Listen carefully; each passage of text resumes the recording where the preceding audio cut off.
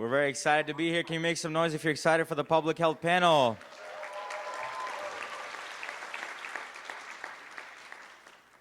Karthik and I will be your co-panelists today. We're joined by some very special guests. So we hope you have some questions. We're going to open the floor at the very end for any questions you guys may have, starting with our facilitated discussion.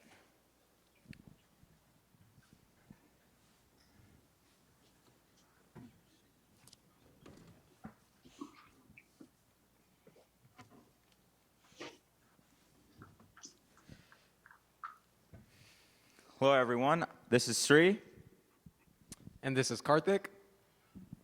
We're excited to be here and work with some of our very esteemed panelists that are in attendance today. We have Captain Skip Payne, Director of CMS Emergency Preparedness and Response Operations from the U.S. Public Health Services. Tori Fields, Founder and CEO of Votive Health. Boris Lushniak, MD, MPH, Dean for the University of Maryland School of Public Health, former Surgeon General. Paul Reed, MD, USPHS Deputy Assistant Secretary for Public Health and the Director for the Office of Disease Prevention and Health Promotion. And joining us via Zoom, Lori Tremmel Freeman, Chief Executive Officer of National Association of the County and City Health Officials.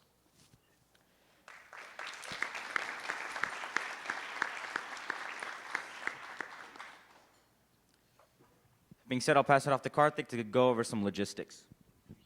Alrighty, thanks Sri, and it's great to have everyone here. Thanks to our panelists for being online today. Going over a few logistics before we get into some wonderful questions for our panelists. We will have questions prepared and posed towards specific panelists.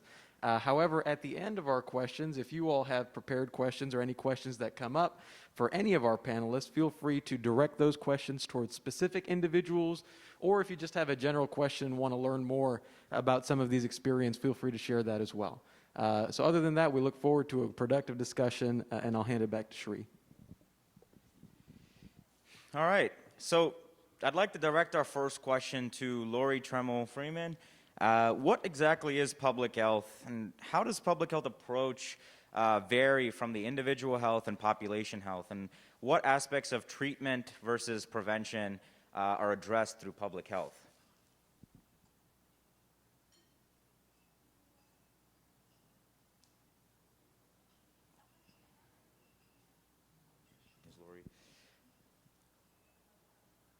If Lori isn't here, we'd like to open that up to any panelists who'd like to give their take on that. Good. Well, so I can easily start in terms of my favorite definition of public health, and then I'll allow others to sort of chime in on other parts of that question. So my favorite definition is actually a century old, and it was actually a microbiologist who was one of the leaders in public health back in 1921, a guy named C.E.A. Winslow. And what C.E.A. Winslow talked about public health, he talked about it being both an art and a science, which is kind of cool, right? So it's scientifically based, but because we in public health deal with people, and people is not just about, information and numbers and data. People is about feelings, it's about love, it's about connectivity. So it's an art and a science, according to C.A. Winslow. And then, as I describe to my students, it's about the 3 Ps. It's about preventing disease and injury. It's about promoting health and well-being. And the 3rd P is about prolonging a high quality of life. So those 3 Ps are really critical: preventing, promoting, and prolonging. And the last part of his 1921 definition talks about, well, who's responsible for public health? And therein lies the beauty of it. It, in essence, is the infamous, it takes a village. Because it's not just, some people think of public health being, it's the U.S. Public Health Service, right? They have the word public health. They're all about public health. Or it's county and state authorities. They're about public health. And the partnership really is, it's organizations, both public and private. It is the government. It's communities. It's individuals. And so the beauty of this definition of public health, I think, really sort of combines, kind of all these elements. And it's a century old and just as alive today as it was 100 years ago. So if I can play off of those last comments by Admiral Lushniak, I'll say that, well, the Consortium of Schools of Public Health actually put a concept forward, and the name of their campaign was "This is Public Health." And basically, what they do, or how they advocate for that, is by placing stickers on things that represent influences on our individual and community well-being, health and well-being. Literally go around and put stickers on things. And I think might have been the Robert Wood Johnson Foundation as well that produced a video along these lines, similar, in a very, very similar fashion. I think they were playing off of each other at one point a few years back. So the argument is that, reflect on what Dr. Lishniak just said, is that everything is public health. And I think that's our biggest misgiving in the past number of years, particularly the past couple of years, is neglecting just how much all of the facets of our life, all of them, including where you're sitting, how you're sitting, who you're sitting with right now, is a factor of public health. And that we gain health, and by extension, well-being, by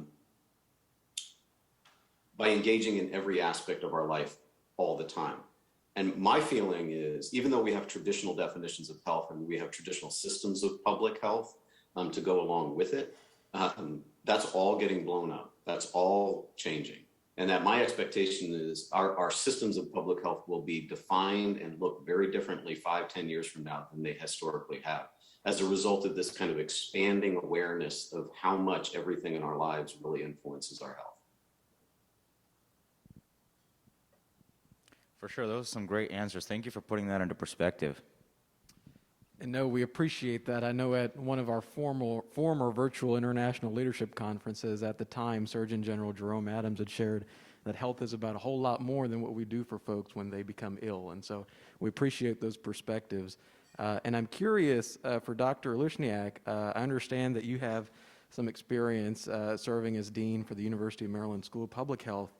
Could you speak to some of the important aspects of gaining a public health education at undergraduate and graduate levels, and how that really would serve in supporting the pipeline for filling shortages in the field of health? Well, first of all, the whole field of public health is rather expansive, isn't it? And I'll use our former service, both Paul Reed's and mine, and I'm not sure if Skip Payne is on there. He's also a public health service officer.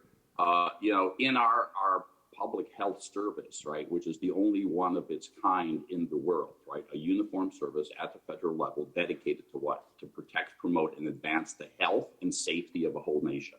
No other nation on this planet has that model.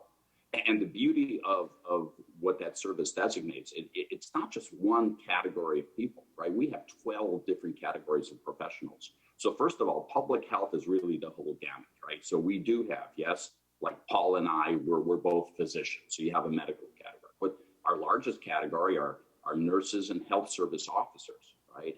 And you throw in the environmental health people, you throw in pharmacists, you throw in therapists, you throw in, the world of veterinarians, right? Animal health plays a role in public health. There's a whole concept of One Health. And so getting back to the education question, specifically to host the students who are interested in public health, there's a whole big sort of field out there, right?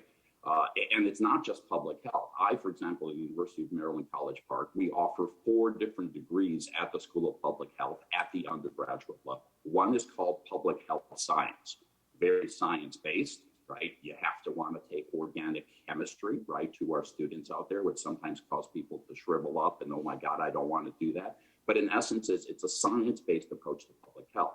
At the same time, we offer a degree, and I'm not doing a plug just for the school, but this is the gamut of educational opportunities, behavioral and community health, right? Now we're looking at the community, still science-based, but in essence, it's a little bit more toned down, more into perhaps the anthropology, the behavioral aspects of health. We also offer family science, right? The concept of the newly defined and changing definitions of a family unit as a public health entity. And then we have kinesiology as my 4th undergraduate degree, which is now what? Not your typical public health degree, but it's in essence the functioning of the human body, its movement, its exercise in the realm of public health. So to the students out there, if you're thinking about a career in public health, there are so many pathways to get there, so many pathways. There's not one correct way. And that's the beauty. It's the variety of life. Can you be an anthropologist and be a public health person? Certainly, right? You really could be. Can you be a language specialist and with sort of health training get into the public health realm? Well, that's global health, right? I mean, we have to be able to communicate. Can you be into journalism and being a public health person? Without a doubt, right? And that's sort of the whole gamut, I think, of education at our students' level, right? Is figure out what you want to do. And the beauty of public health, as I keep stressing with our students, is guess what? We're about doing good in the world. There's several characteristics for students who succeed in public health. One is their will to work hard, maybe three factors. The second is mission driven. They want to do good for the world. And the third is you have to be optimistic. If you're a pessimist going into public health, I guarantee you, you will wash out early because the challenges are immense. But that's what gets me up every day, right? The challenges. Nothing's easy, but it is worthwhile putting the endeavor into. Thank you for speaking to that, Dr. Lushniak. Is it based off of what I heard from your explanation, I mean, is it safe to say that individuals working in healthcare also have a role in supporting public health, and maybe some of the other panelists can also speak to this, as well as public health leaders, playing a role in healthcare? Is it really a two-way street? So I'll speak to that, I think. I mean, so I graduated with my master's in public health in just right after just about during the Affordable Care Act when it came in to focus. And that was a little bit over 10 years ago. And I actually thought that I was going to be a doctor. I thought I was going to work in the medical field. But I actually was diagnosed with cancer when I was on my way to medical school. And so I knew that I wanted to change the system. And I knew that when people had to go to the hospital, they suffered a lot. But I didn't actually know where my place was until I was diagnosed and I actually had to go a different route. And what I found was that there's so much effort and so much focus toward taking care of people when they have cancer, for example. But what I found was that there were very few people who took care of me rather than my cancer. And it was such a regular, common experience that a lot of people have that what I love about public health is that I could step back and look at the landscape and say, all right, there are a lot of oncologists in the world, and there are a lot of people in healthcare who can do really great, scientific, wonderful things. But public health is a way for you to actually be able to apply your skills in problem solving and in innovation and in creativity, and really bring some of that adaptability or want or desire to change the system, desire to improve it, to, as Dr. Lushniak was saying, be able to promote and prevent and prolong the best care for people. So for me, I ended up finding out that I'm much better at administrative stuff in healthcare than I am in taking care of people directly. And so what I ended up doing was I went into finance and into healthcare economics.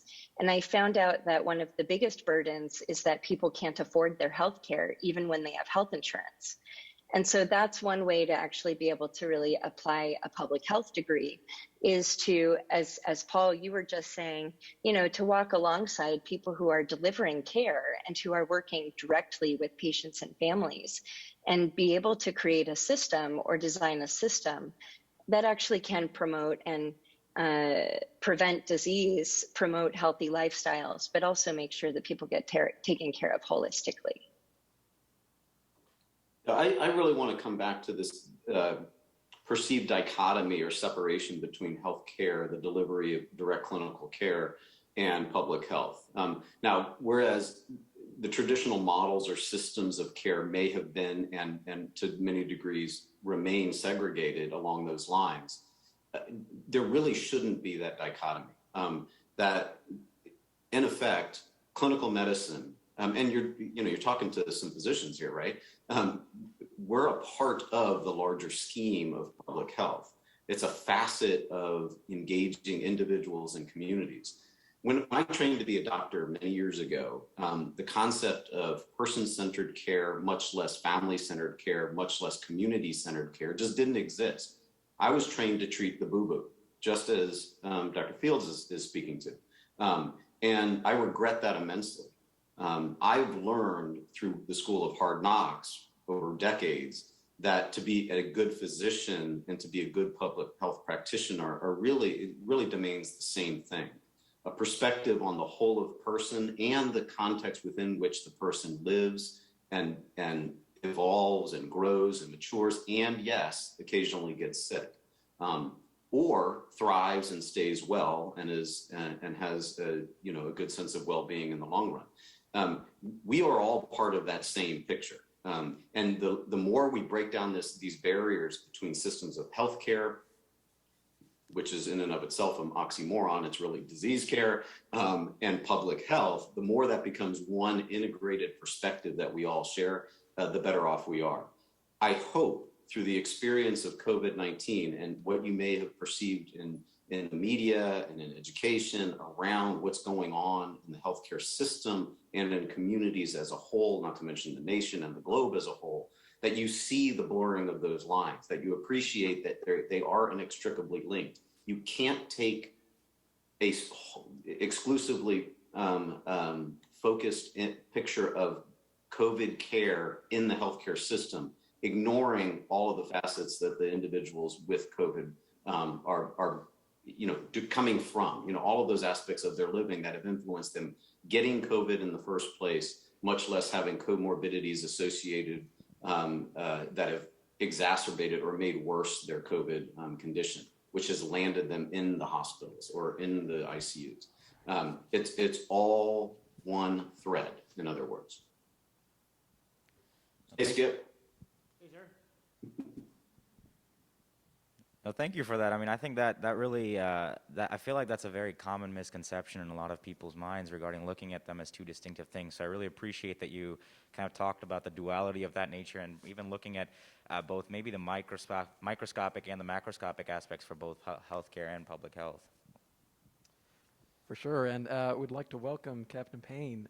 Thank you so much for joining us, and we'd love for you to share a little bit about, from your end, what the career outlook in public health disciplines and different areas of public health really looks like for students who are interested in getting involved in this space, and how really can we make that impact in the public health space? Well, thank you, first of all, for having me. The public health space is very broad, and I'm sure Admiral Reed gave a good overview. Sorry, I was a little late coming in.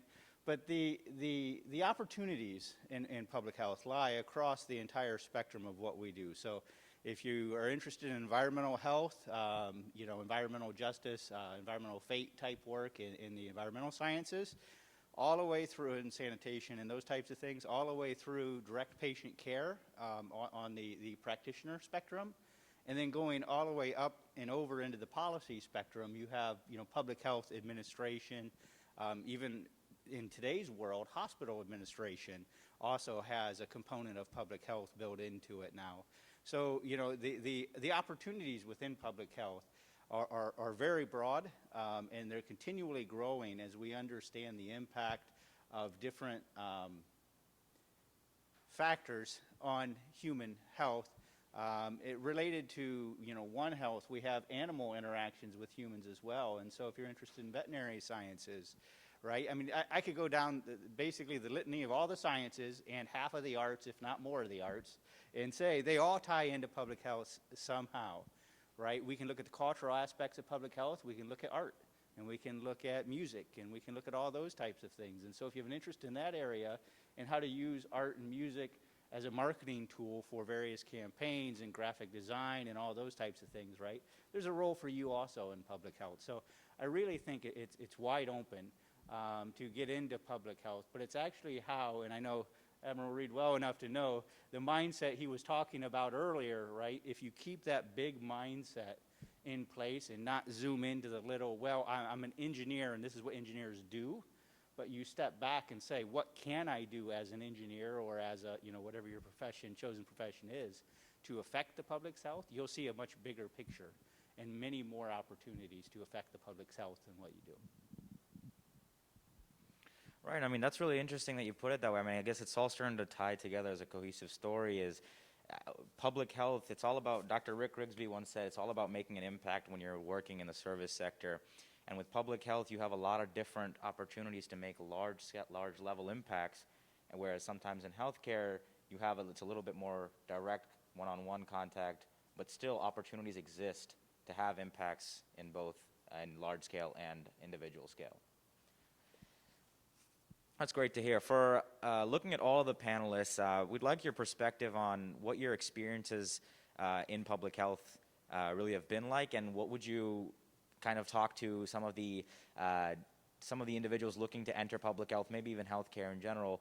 What have you been, and what would you kind of look back at? Maybe do some things a little differently, if you will.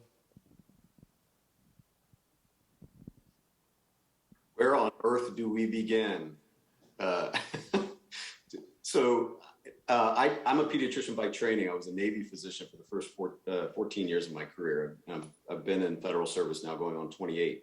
And along the way as a clinician, I practiced public health as a clinician behind closed doors. And then the Navy afforded me the opportunity to do some really other crazy stuff that I never expected to, which is what led me to get recruited into the public health service, focused in disaster and humanitarian health. And, flash forward 27, 28 years, and now I direct an office focused on advancing health through the physical activity guidelines for Americans, the dietary guidelines for Americans. We established kind of the baseline metrics against which public health systems measure themselves through Healthy People 2030.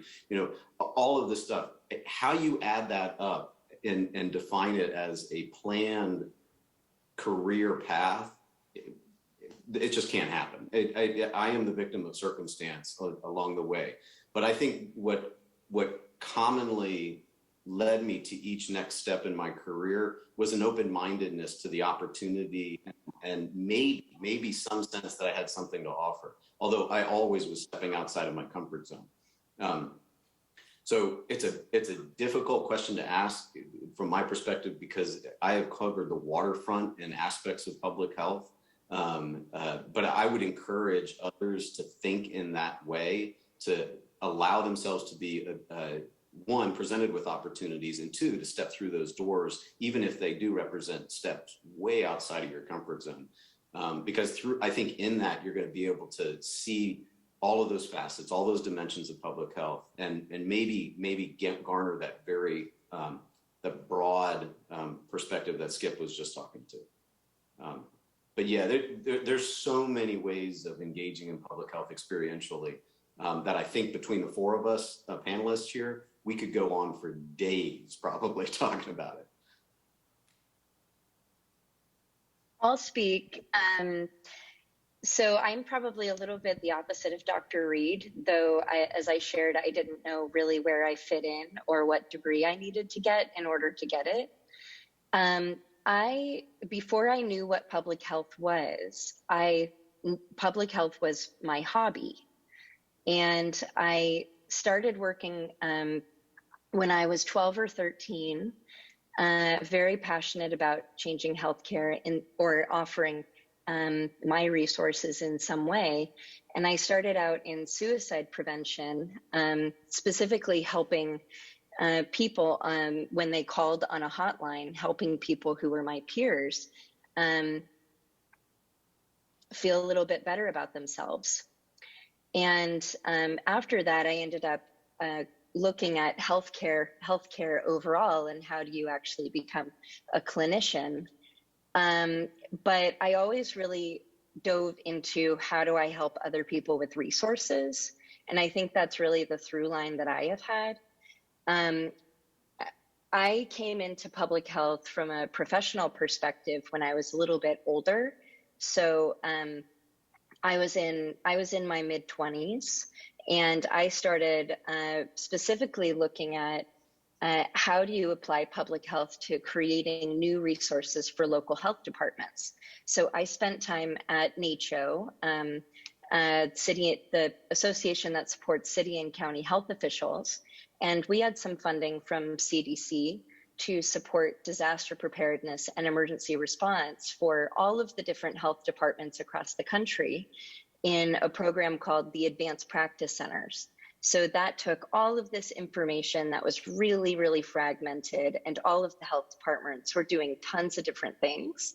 And I got to come in there as my MPH practicum project to normalize all of this stuff and actually save a lot of money for the health departments and make it so that they could respond a lot faster to emergency response.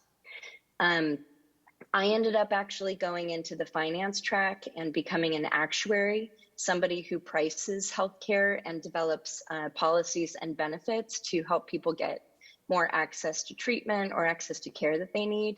And that's something that I would say there's a lot of need for in healthcare and in healthcare administration, and is a place where public health oriented or public health minded people can really find a different type or innovative space to sort of play in. So please don't shy away from things like hospital administration, or like what I did, going into health insurance, especially into Medicaid and managed Medicaid, and really supporting getting people access to resources from that perspective as well.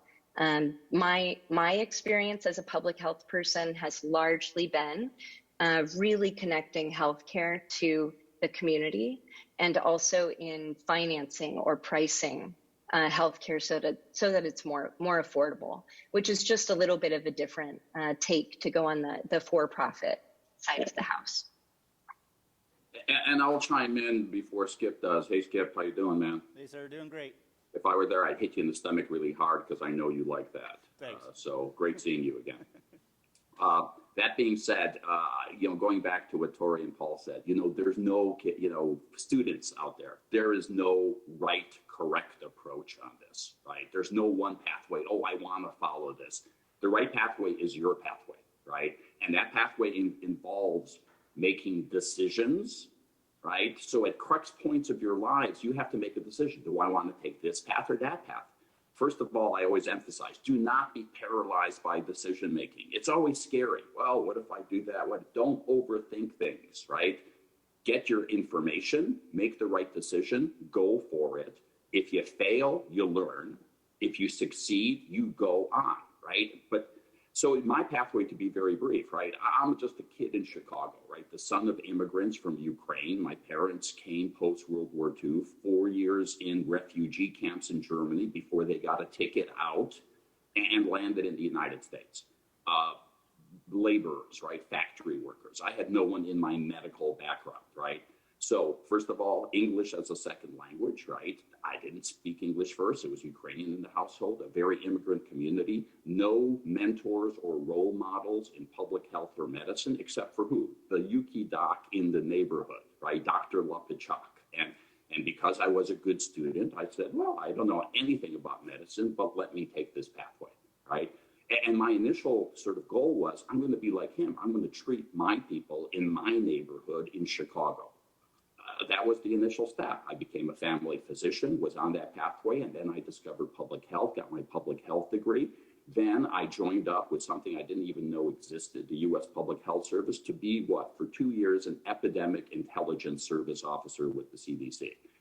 Students, look up EIS. It is something that will excite you. EIS, Epidemic Intelligence Service, CDC. It was my entry point into this world. I came in thinking I was going to wear a uniform, although back then we didn't even wear a uniform in the Public Health Service.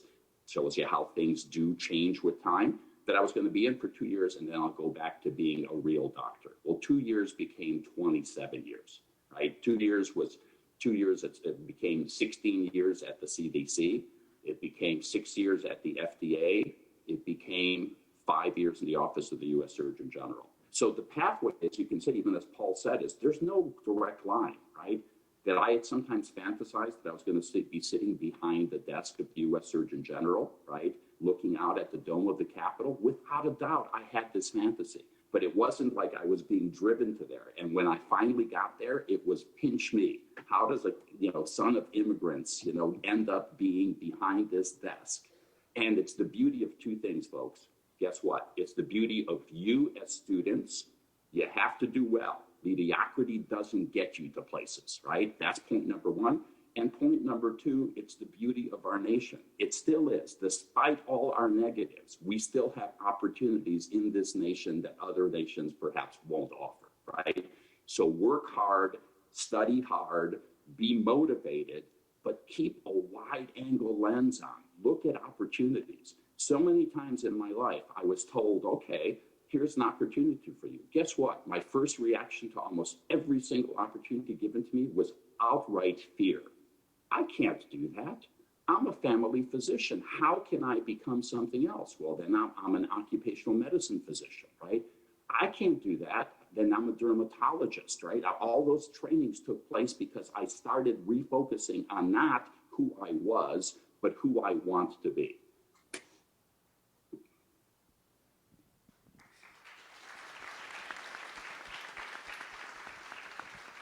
Go on, Skip, you're up. Yeah, sir, did you want me to do the mic drop for you, or were you going to do that for us? All right. I absolutely agree with what was said by the panelists before me. I've been blessed with an opportunity. I come from farm country, Ohio. My interest was in environmental sciences. I'm an environmental epidemiologist by training, right? Registered sanitarian, all those things that nobody wants to do. I take the samples that even the doctors don't want to take from people, right? So they come out of both ends respectively, and I collect them gleefully and run to the lab and we test them and those types of things, right? And most people would say, well, that doesn't work, but that's what drove me. That's what led me into public health locally. And in that, I started seeing a lot of disasters, a lot of emergency responses, and so I started engaging locally. I was in local public health before. We were a recipient of one of the NACHO grants back after September 11th, 2001, and they needed an epidemiologist. And here I'm just some guy willing to take poop samples from people when they got sick, right? And the health commissioner came and she asked the doctor. We had a physician. She was not a physician. She was a nurse. So we had a physician on call and said, hey, we have to take some epidemiology classes. Would you take these classes so we can get this funding? And he said, no, I'm done with school. She went to the nurses. The nurses said, we don't want to go to school at a master's level to take these additional classes, right? I had a business degree. And she got to me, and she was just exacerbated at one moment, and she says, I really wish I could get somebody to take these statistics classes. And I said, what? And she's like, well, they're like statistics classes, but they're applied to human health. And I said, oh, well, I'm minored in business statistics. It can't be that different, right? You can only get so many mean, median, and modes into a sentence, and then it becomes the same thing. And she's like, okay, so I took one class, and I fell in love, right? Now, I had no intention of getting a master's degree at that point in my life, but I got a master's degree at that point in my life. Was actually going to commission in the United States Army, and the colonel had asked me in one of my interviews, they have an interview process when you're a direct officer commission, and he said, why wouldn't you consider the public health service? And I said, sir, I don't know what you're talking about. Remember, I'm from rural Ohio. We don't have many public health service officers out there in farmland with us. And he says, he's a Surgeon General. I said, yeah, Surgeon General's in the Navy, right? And he's like, yeah, no, almost, but no, that's not even correct. He was very polite in correcting me and told me there's this path out there that I could find. And he says, I want you to look it up. And when I did, the conference that year, they have a scientific symposium, happened to be in, I think it was Cincinnati that year, Cincinnati. And so I went to Cincinnati and walked around with a lot of really smart people and got to know a lot of people. And I am an introvert, as introverts go, right? I make introverts proud, we'll put it that way. I'm not really big at socializing and hugging and handshakes and high fives and all those types of things, right? But I felt my own in that room. There were a little, group of people, kind of, social distance before it was cool, and all those things. I said, well, let me talk to those guys. And so I went down that path, right? And I said, I'm going to trust that I'm put in the right place. I've already developed the talents based on my academic experience and capabilities. I'm going to trust in that. I'm going to trust in what my teachers taught me. And I'm going to trust in these amazing people I just talked to, that maybe this is the right career path for me. And I launched. Well, that hasn't left my career. Many of the people on this line right here have been my mentors. And I would tell you, how do you design your career? Find good mentors, even if they're not in your career field. I am not a physician. You do not want me injecting you with anything, or whatever the case may be. That's not what I do. But funny enough, physicians, pharmacists, right, all of those individuals that I've chosen over my career have given me sage advice when I got to that point on, I'm really nervous. Do I take this next step or not? Right? In my career, I've done everything from emergency management to mortuary affairs to intelligence operations with the 3-letter agencies. And now I am the Director of Emergency Preparedness and Response Operations for one of the largest insurance companies. We don't say it that way, right? But Center for Medicare and Medicaid Services. $1.4 trillion I'm responsible to ensure that we have continuity management in place for that organization. And a lot of that is because my mentors have equipped me when I was not confident with the ability to step forward. We're back here if you have questions. But they were not afraid to put me in the spotlight. So find mentors that are humble, that want to develop you because they too were developed, and just ask them for help. Usually they'll jump out there and take you. Yeah, there's not a direct line.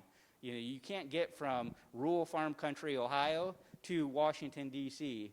in a direct line. It just doesn't happen, or at least for most people it doesn't happen. But I was blessed. I was the first person in my family to graduate from high school. First male in my family to graduate from high school. And then I was able to go to school, get a master's, and then just keep moving up in my career. And I attribute it wholly to my mentors, formal and informal mentors. People are like, you really suck at that. You need to, get a little better at that.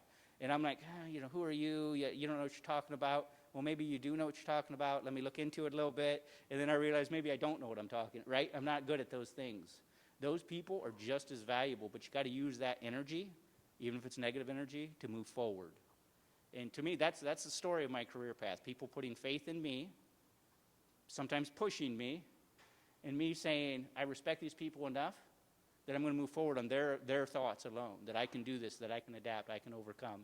And now I'm in a position where I can also mentor others, and so that's the blessing as you move up in a structured system, is that you can reach out and mentor others. I mentor local public health service officers because I was fortunate enough in my career to have gone to several health commissioner universities at different states, and so I can reach into those states and say, hey, you're a new health commissioner, let's talk about all the complexities of public health. Because we like to think things are linearly, and they're not, right? And so our careers aren't linear, they're complex. And these divergent points, we have to make decisions and then just have faith that that's the right decision. And if it's not, have faith that you can learn from the wrong decision, as Admiral Lushniak said, and you can, the sky's the limit for what you want to do. If you map it out and you get frustrated each time it branches from your plan, you're going to have a pretty frustrating career, I think, right? But go with it, bring your knowledge to the table, bring your best to the table, sharpen your own saw, make sure you're good, and listen to people around you, even if they are the negative Nillies that are telling you, you can't do something.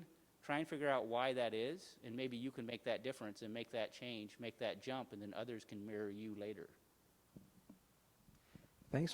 I just want to emphasize just one thing there. I really appreciate you bringing up the need for mentorship and the real importance of mentorship in public health specifically. One of the things that I found really different from other parts of healthcare was just how important schools of public health and also areas where you work in that has a lot of public health, how focused they are on service, on community service, and on making sure that what we're doing in healthcare really blends with what is in your local community. And I think that's why you hear a lot of these very personal stories, and also the nonlinear trajectory that we all have in our careers. Public health is really based off of frameworks and off of foundations and principles that you're hearing, which is why sometimes it's really hard to define it. It's really supposed to focus on making sure that we're rooting healthcare in the current state, and that we're rooting healthcare in our communities to actually improve them or to protect them. And what I have learned from all of my mentors over time to the place where now, very similarly, I write benefits and I write policy for insurance companies, and one of those being Medicare. I have learned from every person along the way, and people often gave me projects that I didn't want to do. And I think about those times now as the most important parts of my career. The projects I didn't want to do, the projects that somebody assigned to me and I didn't understand, or the people who I met in a project that I didn't like very much. We are all, the people who choose this path as public health, they want to connect with other people, and they do want to lend their skills, both to people who are younger and also to the people who are around them. So if you are looking for a career in public health, make sure that you know that this isn't something that you go on alone. And I think as all of us, as you're hearing, we were all led by our careers because we were given the opportunity to apply our skills over and over again. Tori, that was really well said. I appreciated your remarks immensely. I think if you want to rewind on any of what was said up to now and play it back for yourself later, rewind to what Tori just said. I think it really speaks to the essence of public health very well. I want to give you an anecdote that's not mine, but is near and dear to me because it relates to somebody who I love very much. Another daughter, as I refer to her, Libby. She's actually a niece, but who I helped raise in the latter half of her teenage years. Because I think her story is very relatable to you all, and I'll be real quick. So bright, bubbly redhead, always the life of the party. Unlike Skip, she's very much extroverted, but always good student too. Kind of leadership minded, although she never knew that about herself, but she certainly projected that everywhere she went. She goes off to school at a small liberal arts school for a humanities degree.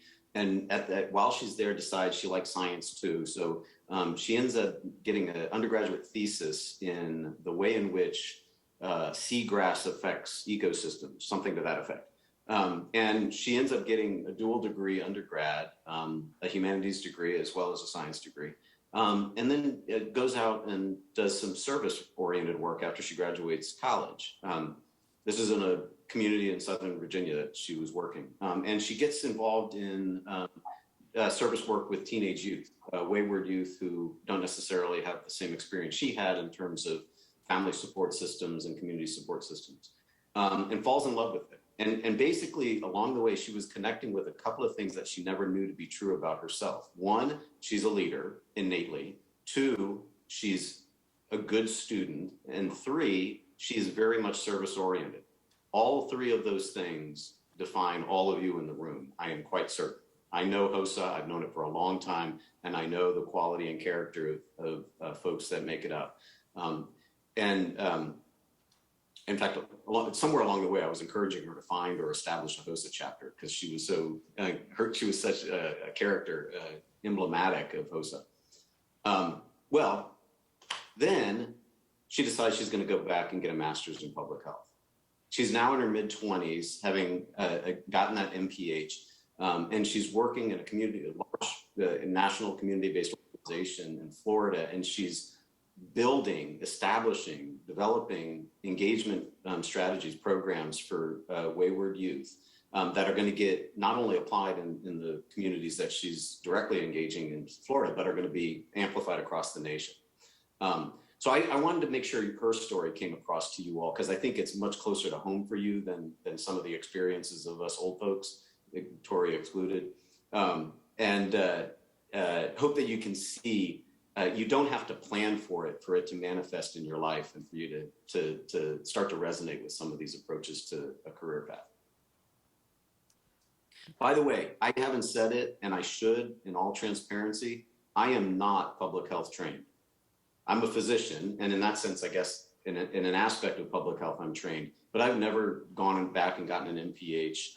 And here I sit as one of the Deputy Assistant Secretaries for Health in the Department of Health and Human Services. Be mindful of that, because my public health education, air quotes, came from the School of Hard Knocks, like I mentioned before. I was able somewhere along the way to open up the aperture that I was seeing things through, not just the lens of a clinician, and gain perspective from that. And that has allowed me to kind of apply myself in the ways that I've been able to along the way. So don't think that Dr. Lushniak's going to kick me for this. Don't think that a formal education in public health, as we traditionally have known it, is the only way to land yourself in public health practice, okay? And I think actually Dr. Lushniak spoke to that in talking about the way in which Maryland School of Public Health has opened its aperture on what public health education really looks like and could and should look like. Thanks to our panelists for sharing those insights and their journeys. I know we have one final question before we turn it over to some of our HOSA leaders to ask their questions. I know health and well-being seems to be at the top of everyone's minds nowadays. I know with the passing of the Affordable Care Act a few years back and now COVID-19, I'm curious if our panelists could share a little bit about how they envision our country, the United States, improving health access and care quality in an increasingly automated driven and an increasingly attainable personable health experience goal.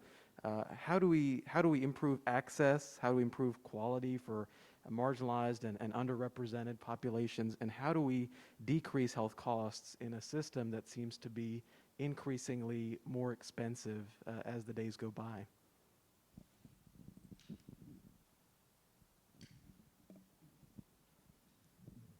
Who wants to take the softball question? Definitely Well, not. I'll start because this is obviously a very complex question. I mean, this is, days worth of discussions, but I'll start simply. First of all, we have to expand our concept of health, right? And you can't just sort of say, well, it's all about access. You have to define it, what it means access to. And, I go back to sort of lecturing the students at the School of Public Health in Maryland, right? I always remind them, my, favorite definition, I'm into lexicons and definitions, is the World Health Organization definition of health, right? And the students need to, oftentimes when I lecture about this, I'll tell people, shut your eyes for a second and listen to these words, right? So what is health?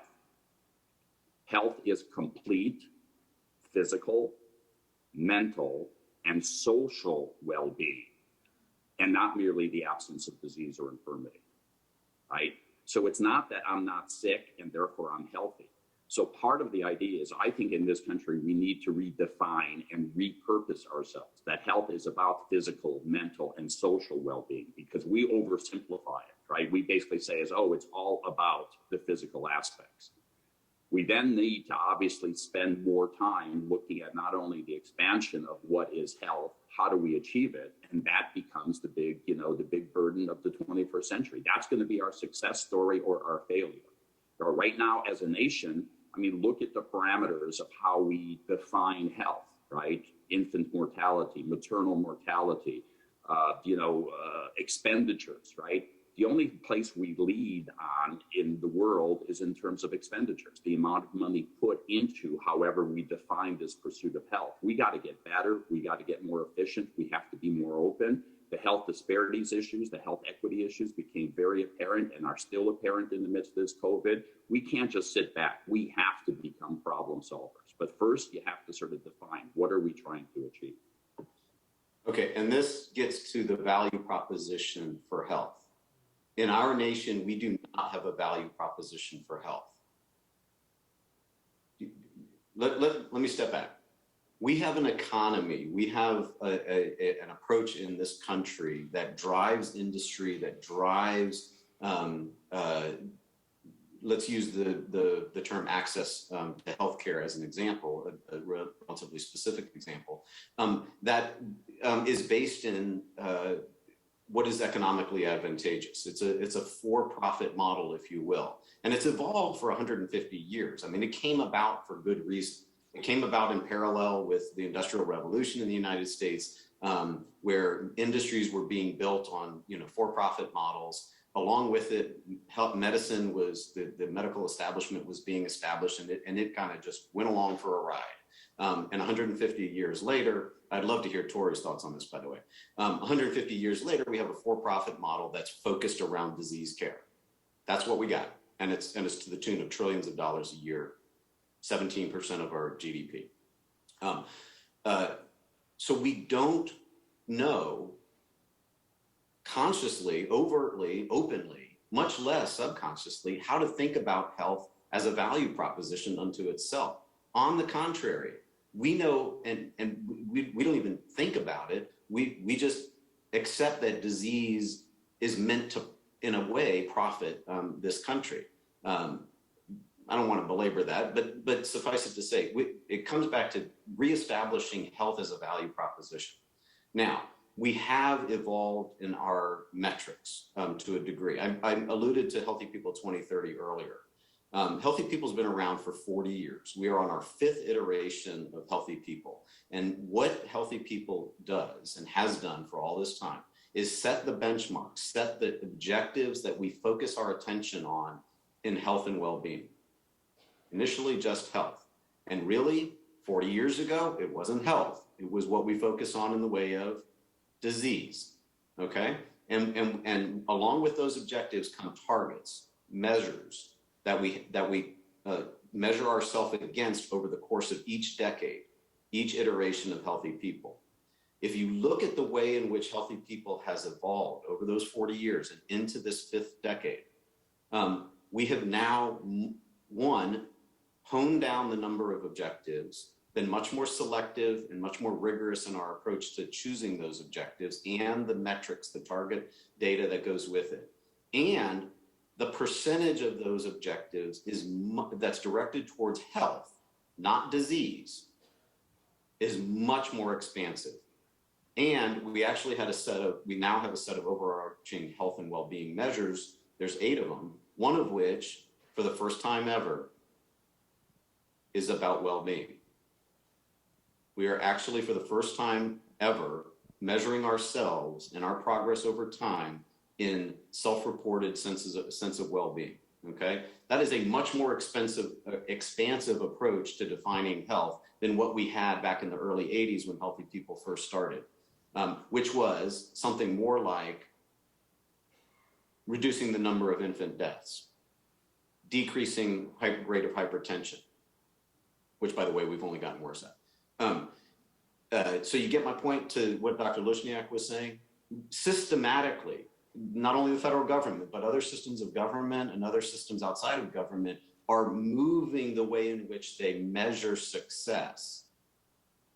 And tied to that is this value proposition for health overall, and hopefully tied to it is an actual, in terms of dollars, new incentive, way of incentivizing health. So Tori, I'm going to stop there because I bet you got some comments in that regard. Oh, yeah, thank you. I'll turn a little bit to a different approach. I spend a lot of my time looking at the cost of healthcare, and I spend the majority of my time taking a really clear focus on what I would say are the people who need care the most. And just to take a little bit of a step back, we are in a really innovative time.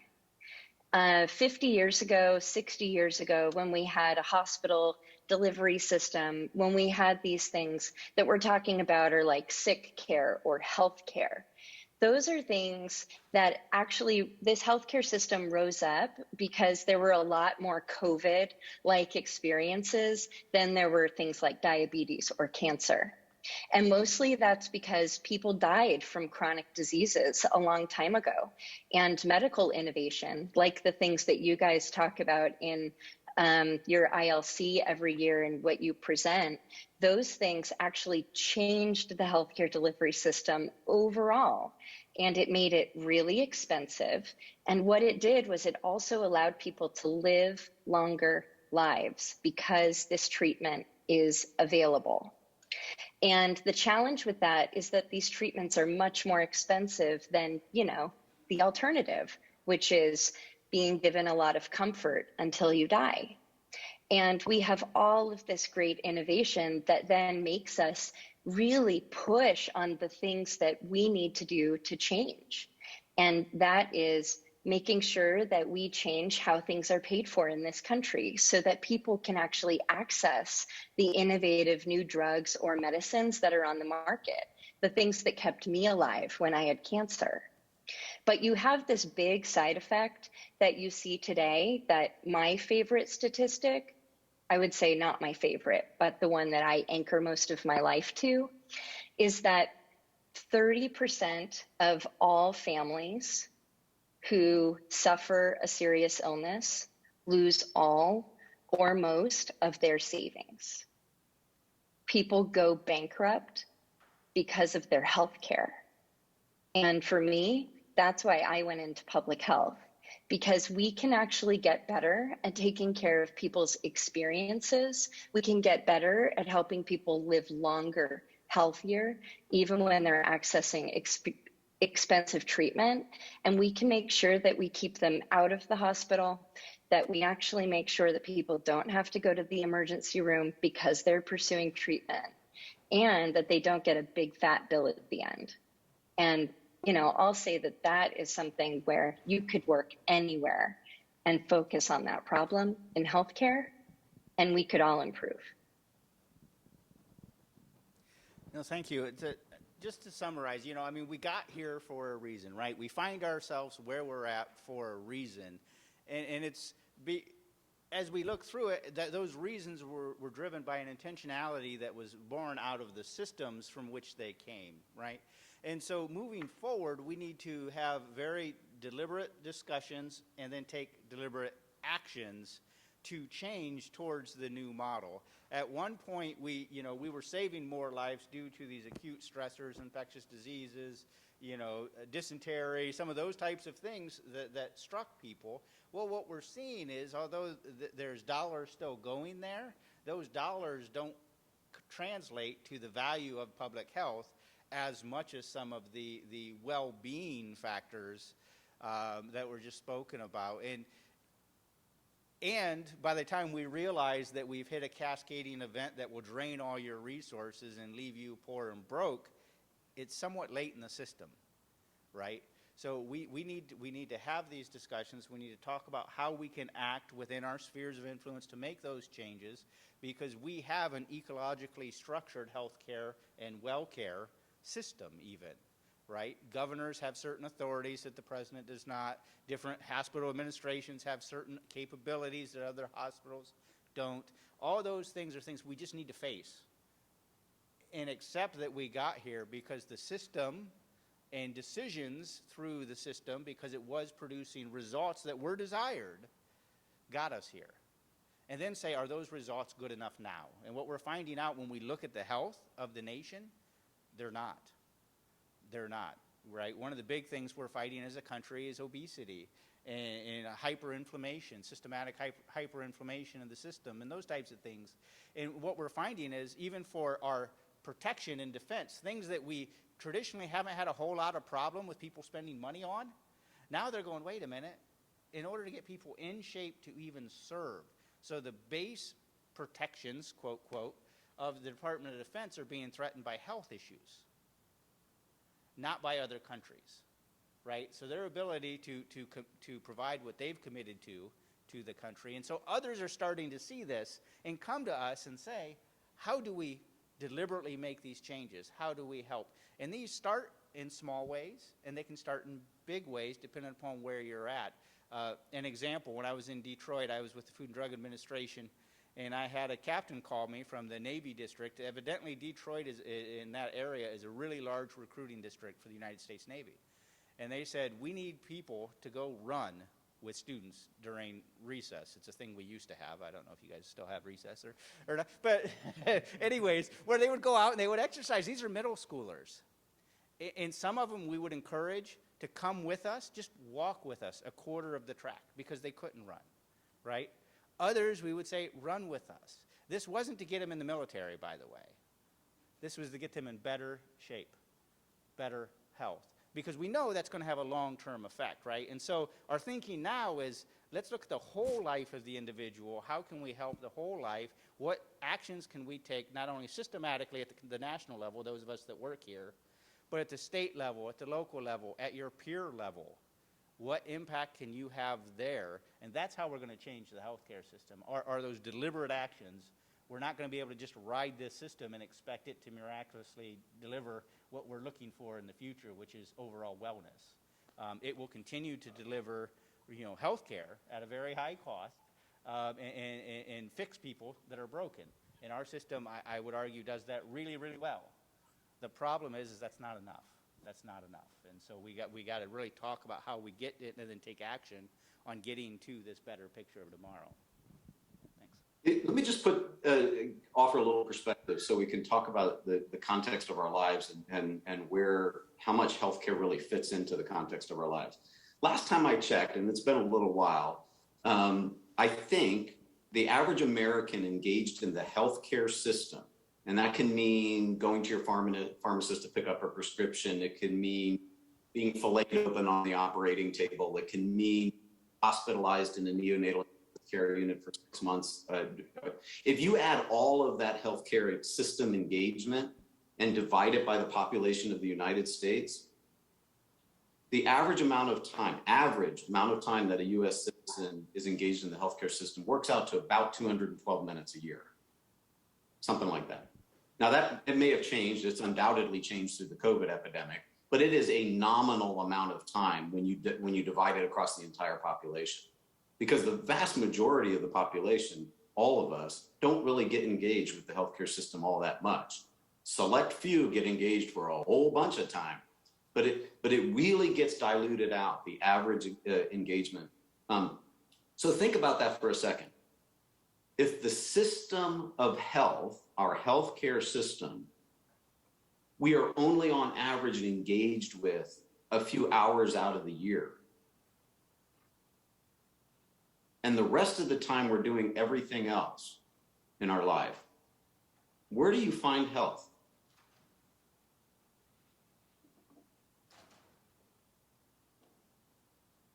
I'm going to interject just one thing. I do have another meeting I need to get to. And so therefore, I, HOSA students, am going to leave you in the best of hands with Tari, with my fellow officers there, and with your moderators. So thank you for the opportunity to be able to speak with you today. And good luck on the future.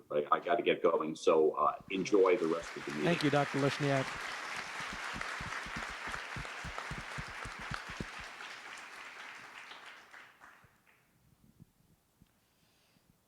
Thank you all for that very thorough explanation. I think, especially Captain Payne, thank you for bringing that together in terms of making a change. Is it really something possible at a level and kind of breaking it down? And thank you for the others for going into the depths of what it really means in terms of, addressing these kinds of issues, especially as future health professionals. That being said, I think we have just a few minutes to ask one or two questions. I know we went a little bit over. I'll have Karthik maybe pick 2 mics, and maybe we can ask questions to just some quick responses.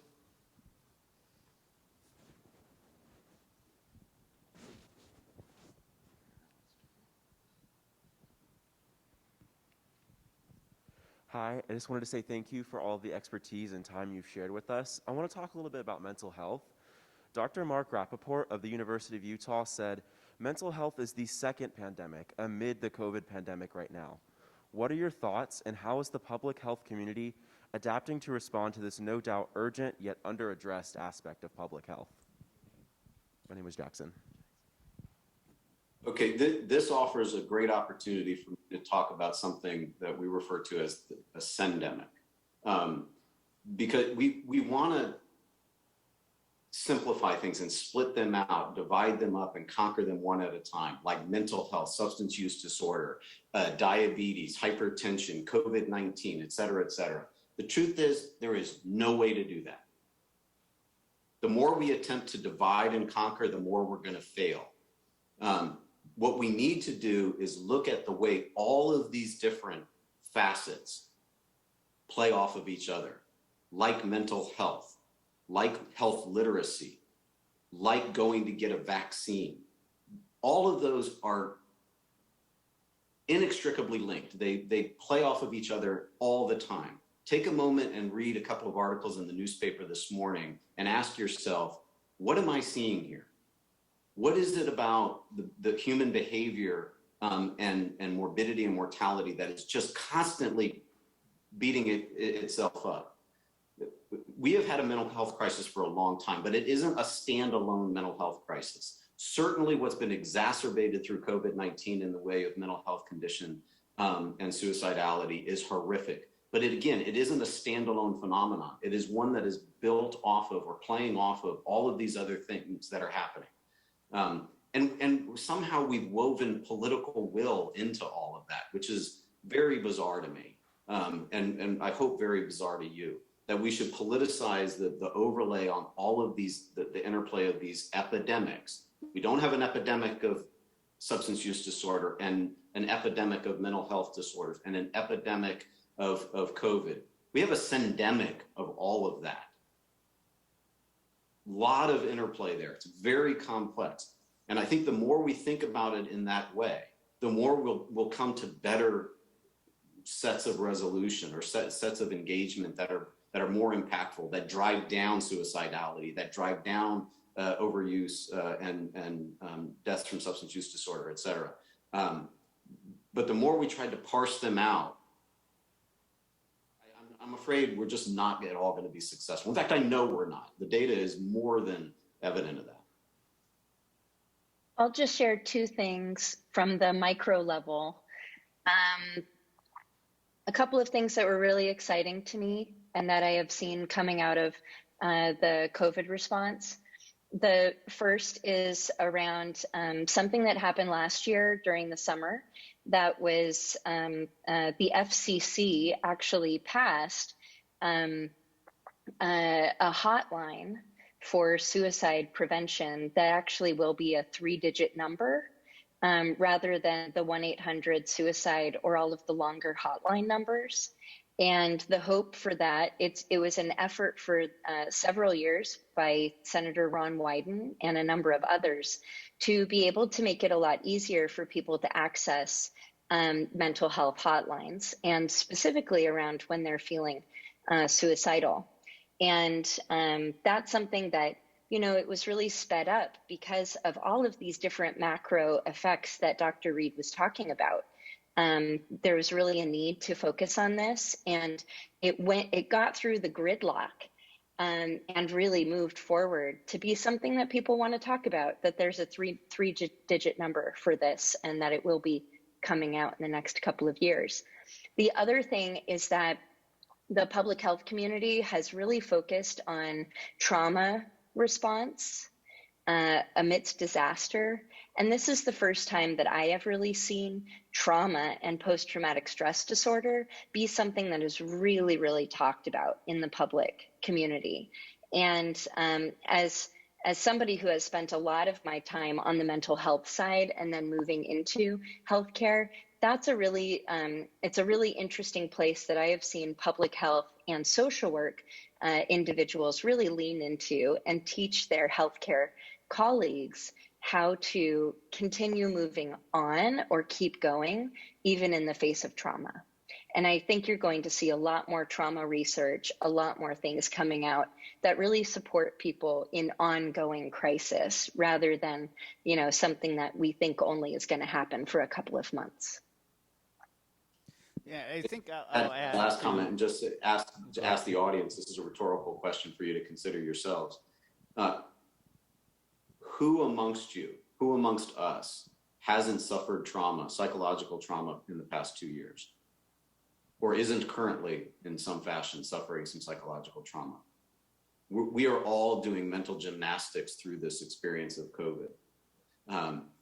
To say that the mental health experience of any one of us is independent of that COVID experience, independent of the pandemic, if you want to speak in those terms, is nonsensical. So just to put Tori's remarks into a very, very personal terms, I want you to think about that. And then think about how that relates to your social interactions and therefore the community well-being, and how that plays out politically beyond that, et cetera, et cetera. Just to add another dimension to the syndemic I talked about. Thanks. We can go ahead and do another question.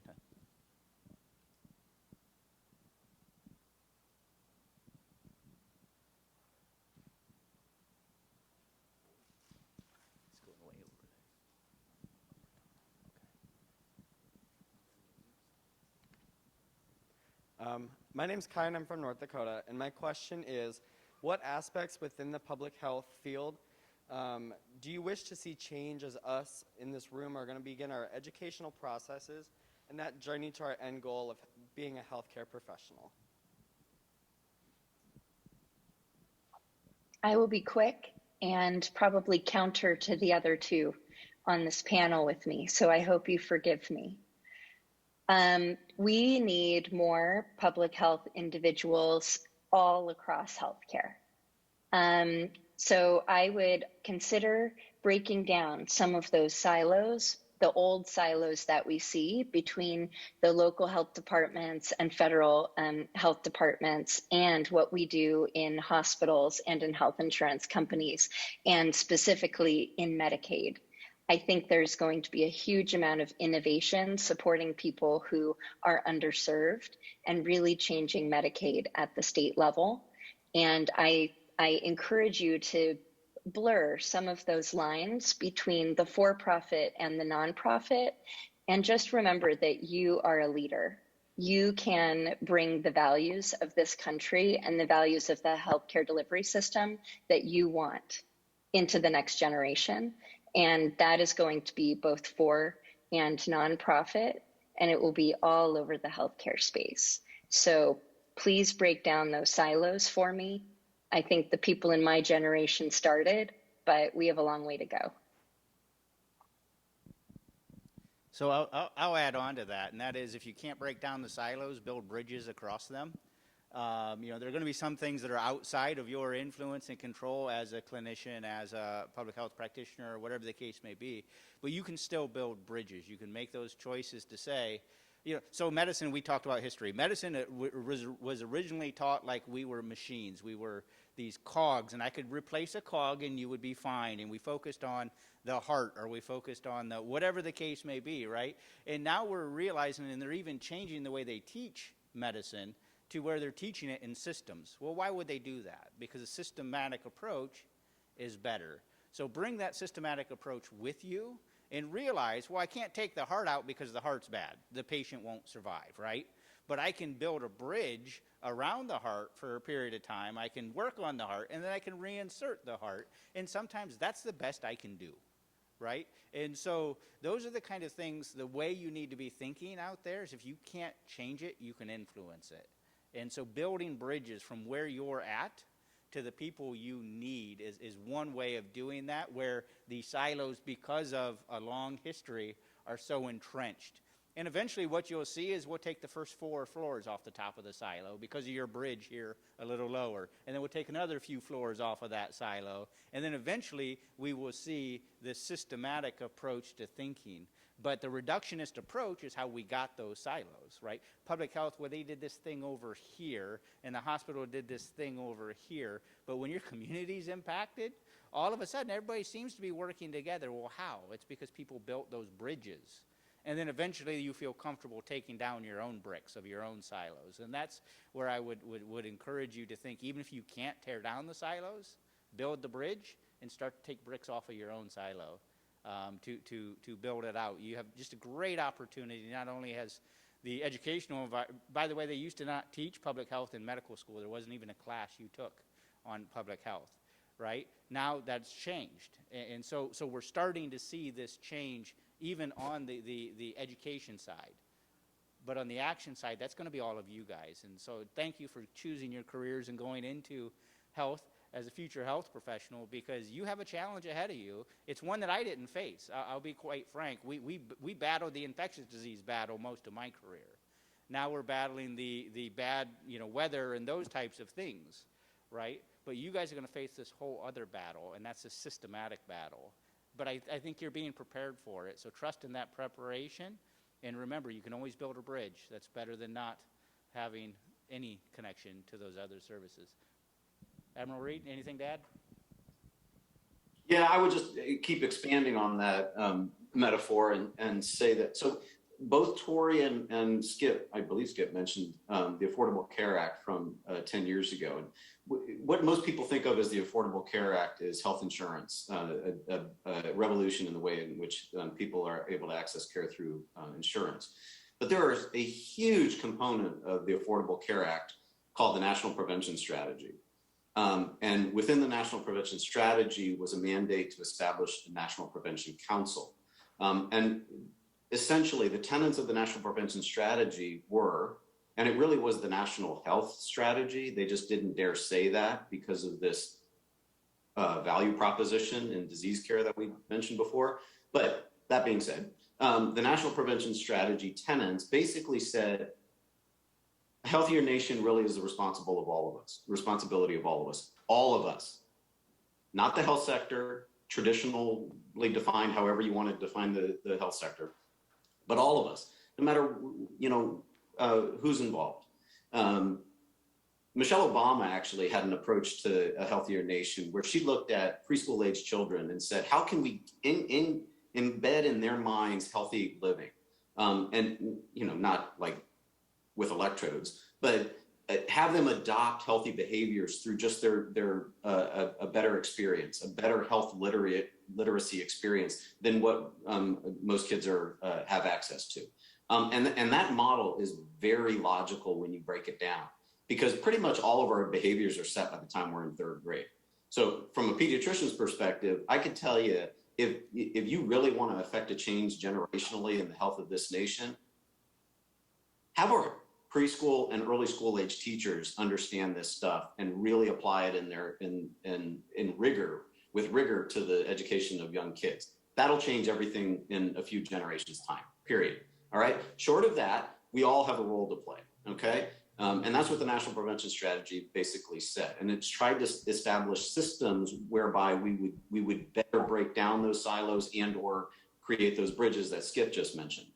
Flash forward 10, 11 years, and we're now still fairly siloed, but we do have a narrative, a conversation that speaks to this. And it's actually getting amplified as we speak right now.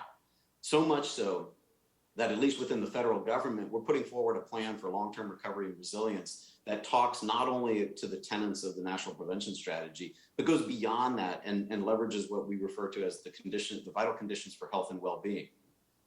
That look to all those systems and environments of our life: quality education, quality housing, accessible transportation, all of those things that you and I take for granted, but that the majority of the population suffers poorly with, that impact their health and well-being more so than anything else. And none of those have to do with the traditional health sector, if you will. So to get back to the gentleman's question, I would say be mindful that good public health goes well beyond what you may otherwise think of as the health sector, well beyond. I'll stop there. Thank you so much. Big thank you to Captain Payne, Ms. Tori Fields, and Dr. Reed, as of course Dr. Lushniak as well, for taking their time and of course staying a little bit over to answer some of our questions. Unfortunately, that does conclude with us coming a little bit over than our anticipated end time, but thank you all. We hope you kind of use these questions to guide your learning forward. Thank you, sir.